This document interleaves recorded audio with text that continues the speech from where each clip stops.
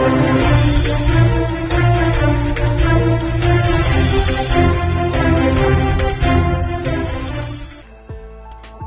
Lalgate police મથકની હદમાં ધાસ્તીપુરા ખાતે પાણીની પાઇપલાઇનને લઈ થયેલા ઝઘડામાં હત્યા કરી ભાગેલા હત્યારાઓને પોલીસે ઝડપી પાડ્યા હતા.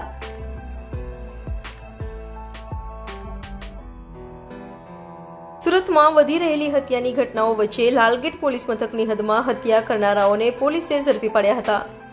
લાલગેટ પોલીસ મથકની હદમાં ઘાસ્તીપુરા ખાતે પાણીની લાઇનને લઈ થયેલા ઝઘડામાં અફઝલ પટેલ નામના યુવાનની ચપ્પુના ઘા મારી ઘાતકી હત્યા કરી બે હત્યારા ભાઈઓ શહેજાદ મોમીન અને એઝાઝ મોમીન ભાગી છૂટ્યા હતા. બનાવની જાણ થતાં લાલગેટ પોલીસે સ્થળે દોડી જઈ તપાસ હાથ ધરી હતી અને ગણતરીના કલાકોમાં યુવાનની નજીવી બાબતે ચપ્પુના ઘા મારી ઘાતકી હત્યા કરી ભાગી છૂટેલા બંને હત્યારા ભાઈઓ શહેજાદ મોમીન અને એઝાઝ મોમીનને ઝડપી પાડ્યા હતા અને તેઓને સળિયા પાછળ ધકેલી દીધા હતા.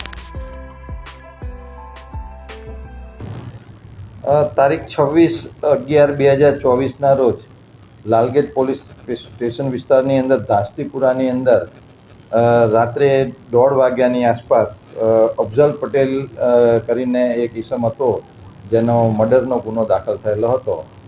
આ ગુનાની ગંભીરતા જોઈ લાલગેટ પોલીસ સ્ટેશનની ડિસ્ટાફની ટીમ દ્વારા ગણતરીના કલાકમાં મર્ડર કરનાર બે ઈસમો મોહમ્મદ શહેજાદ અને મોહમ્મદ એઝાદ બંનેની ધરપકડ કરેલી છે અને બંનેને ધરપકડ કર્યા બાદ બંનેની રિમાન્ડની કાર્યવાહી કરવામાં આવી. આ બંને જે પડોશી હતા અને એ લોકોને પાણીની પાઇપલાઇન નાખવાને અનુસંધાને 25મીએ સાંજે એ લોકો વચ્ચે થોડીક બોલાચાલી થયેલ હતી અને પછી સમાધાન પણ થઈ ગયેલું હતું, પરંતુ રાત્રે 1:30 વાગ્યાની આસપાસ જ્યાં મરણ જનાર છે ત્યાંથી પસાર થતો તો એ વખતે બોલાચાલી ફરીથી થતાં બંને ભાઈઓએ ચપ્પા વડે એની પર એસોલ્ટ કરી અને એનું મૃત્યુ નિપજાવેલું હતું. બંનેને અટક કરીને આગળની કાર્યવાહી પોલીસે કરેલી.